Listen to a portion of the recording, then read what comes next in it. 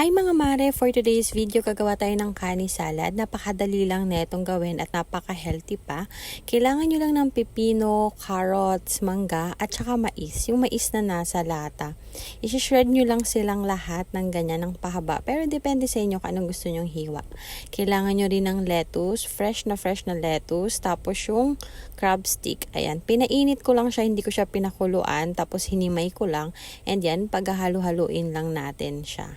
Pwede nyo nang isabay sa paghalo yung mayonnaise. Kahit anong mayonnaise ay pwede. Pero ako mas prefer ko yung Japanese mayo. Pero dahil wala akong nabilhan, inikot ko na ang buong supermarket. Wala talaga. Kaya kung ano available, yun na lang gamitin nyo.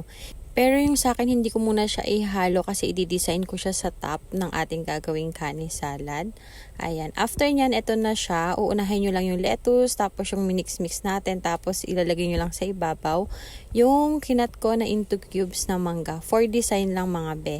Ayan. After nyan, ilalagay ko na yung mayonnaise sa ibabaw. Once nakakainin nyo na siya mga mare, huwag nyo kalimutan na haluin muna para ma-distribute nyo lasa ng mayonnaise at ng ating mga ingredients. Kung gusto nyo ng something healthy mga mare, try nyo na. Napakadali lang niyang i-prepare at napakasarap neto. Like and follow for more.